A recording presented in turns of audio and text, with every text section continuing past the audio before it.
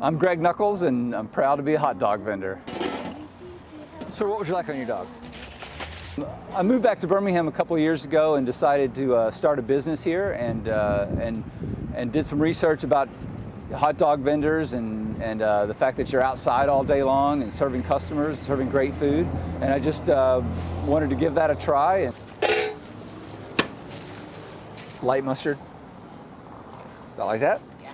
My favorite hot dog has got to be the bacon and blue cheese dog. It's a 100% Angus beef hot dog with crispy bacon, blue cheese, our special sauce, brown mustard, and caramelized onions. Get you today. I just want a classic. Well, it's unlimited by your creativity. I mean, I've got the standard condiments, you know, the ketchup, mustard, onions, kraut, relish, and special sauce.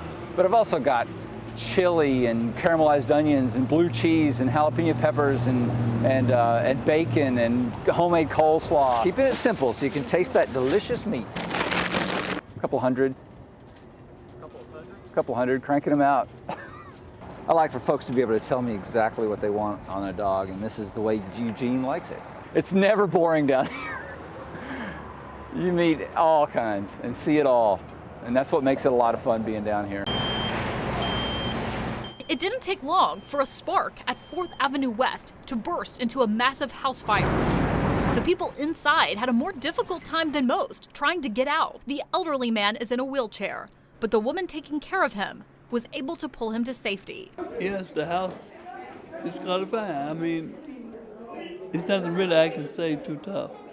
The house just started popping in the back, and the house caught fire. Sofa in the back of the house caught on fire, and all she was trying to do was run and save him and put it out with the fire extinguisher. And couldn't do it. And couldn't do it. Next thing you know, the whole house was in flames. But she got him out, and she got burned. Neighbors told us the two have been friends since high school, and since he became paralyzed, she's taken care of him. She's our hero, and now we got to go support her. Make sure she's okay. It's significant, and we always have to remind people that you have to have an exit plan in the home in case your house catches on fire. And in particular, if you have an individual that's wheelchair bound or bed bound, you have to go through some other efforts to make sure that you can attempt to rescue them.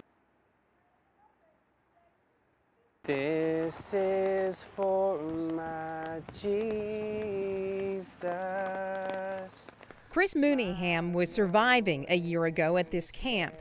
It had rained for days and conditions were deplorable. Well, the worst day was I had to buy a little $1 poncho, and it was really, really cold, and it was raining, and I had Max with me, and it was raining so hard.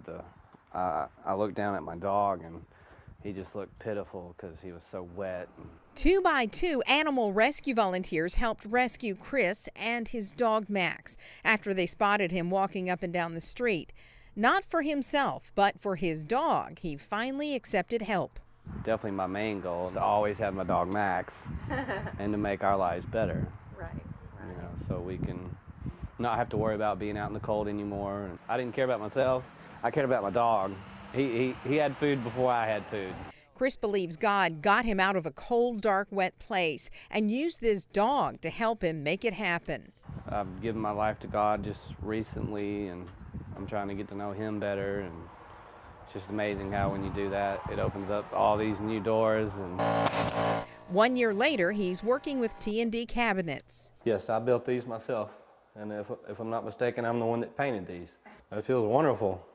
I don't have to worry about where my next meal is going to come and being out in the weather, the cold, and my dog has a nice warm place to sleep now, and he's getting healthy, and I'm healthier, I'm not hungry. It's overwhelming, even to this day, almost a year later, it's still, I wake up every day being able to be thankful.